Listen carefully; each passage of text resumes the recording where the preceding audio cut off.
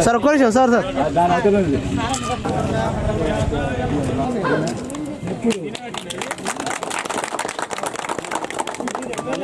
అన్న ఒక్క నిమిషం అన్న ఒకసారి సార్ చూడరా సార్ సార్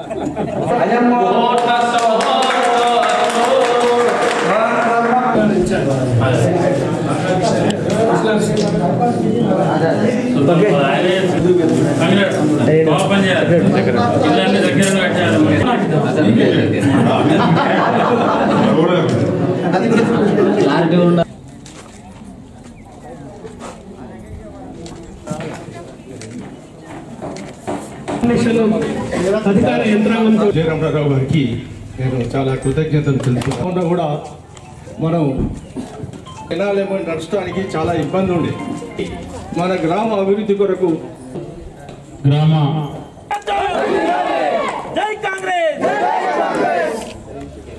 ఇంకా అక్కడ ఉన్నటువంటి నాయకత్వం శ్రీధర్ బాబు గారు అప్పుడు పరిపాలన చేసినటువంటి నాయకత్వం అంతా కూడా ఎద్లాపూర్కు నీళ్లు రావు, ఇక్కడ కూడా ఎద్లాపూర్ ప్రజలు కూడా అన్న ఎమ్మెల్యే గారు సాక్షాత్తు ఒక రైతుగా రైతు బిడ్డగా గారు పంచాయత్ సెక్రటరీ గారు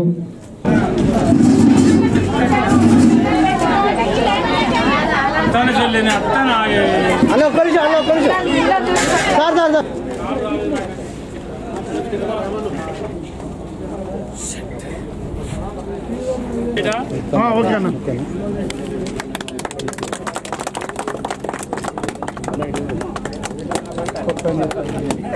सर ఒక్క నిమిషం సార్ సార్ సారా ఒక్క నిమిషం సారా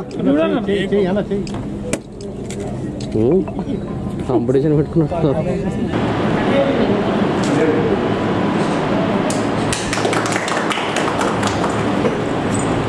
రాకేష్ సార్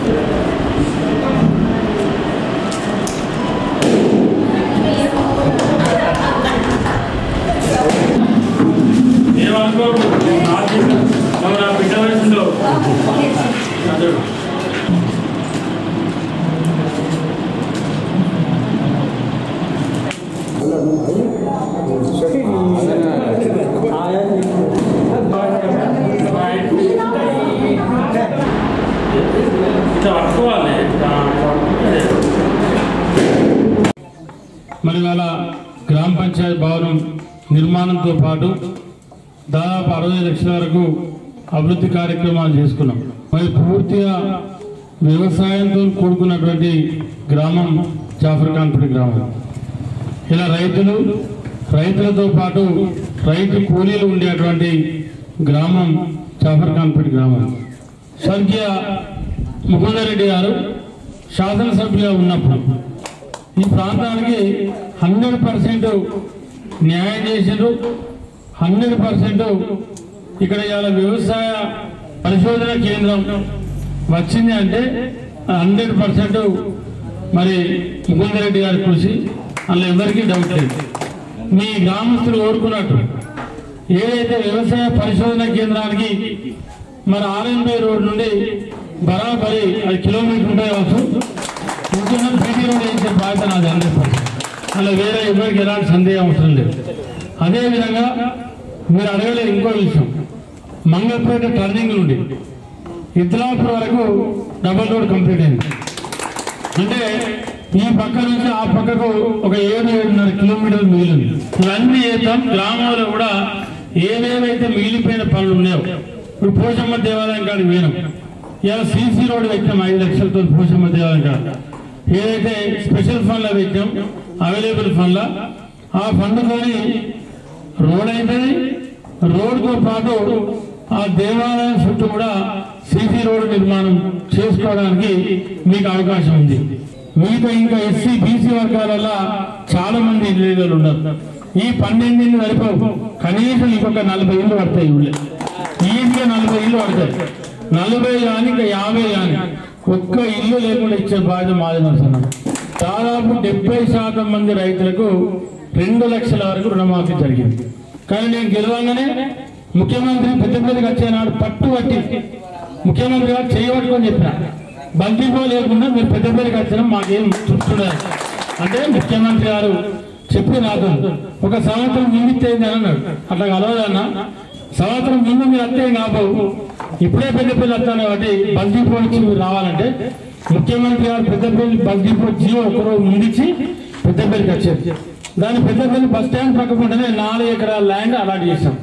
అక్కడ ఎంపీడీ ఆఫీసు, ఈ ఆఫీసు, సిపిఓ ఆఫీసు అన్ని తీసేసాం. అక్కడి నుంచి తీసి దాన్ని అప్పయిపోయింది. 6 నెలల్లో బంతిపో కంప్లీట్ అయితే మనకే 50-60 బస్సులు వస్తాయి. మండల్ మార్కెట్ చైర్మన్ సోదరులు తిరుపతి రెడ్డి గారు, సదయ్య గారికి, మాజీ జడ్పీసీ లంక సదయ్య గారికి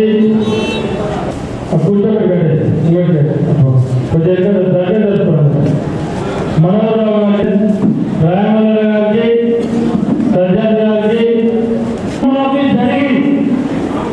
రైతుల రుణమాఫీ జరిగి మళ్ళీ తిరిగి బ్యాంకులకు వెళ్ళి రుణమాఫీ చెందినటువంటి 65 మంది లబ్ధిదారులుగాను ఈరోజు ఇప్పుడు ఆ పేర్లు పిలిచిన వాళ్ళు వేదిక మీదకి వచ్చేసి గౌరవ శాసనసభ్యులుగా వెన్నపల్లి గ్రామంలోని కళ్యాణ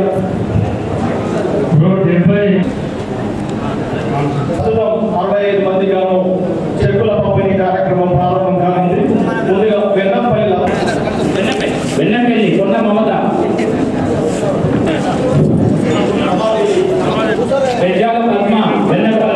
జరగండి అయిపోయినా వెళ్ళండి.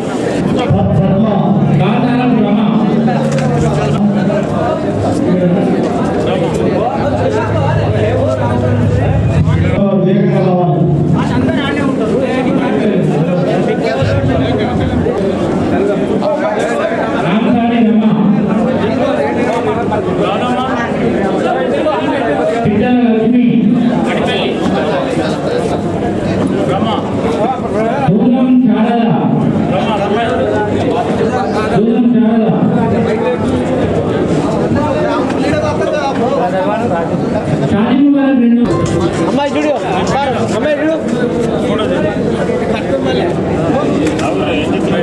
Okay right. సార్ సార్ ఒకసారి సార్ సార్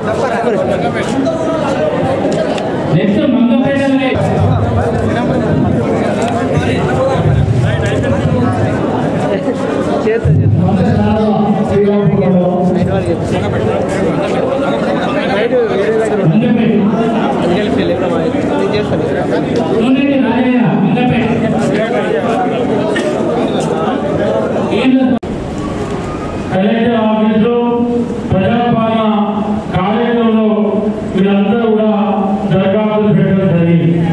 మీరందరూ కూడా ఎన్నోసార్లు బాధపడ్డారు.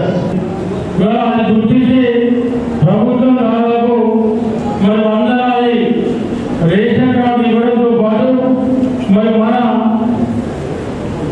మన శ్రీరాంపూర్ మండలంలో రేషన్ కార్డులతో పాటు దాదాపు 600 వైద్యులు రేషన్ కార్డు యాడింగ్ అంటే ఇప్పుడు ఆ పెద్ద మనిషి ఉంది, వాళ్ళ కొడుకులు ఉంది, కోడలు లేదు, ఆ పిల్లలు లేదు, ఆ ముగ్గురి ఆ కార్డు యాడ్ అవుతారు. గ్రామాల వీళ్ళు కూడా మరి రేపేట నుంచి సన్నమించేటువంటి కార్యక్రమాన్ని మన ప్రభుత్వం చేయకుండా ఉంది.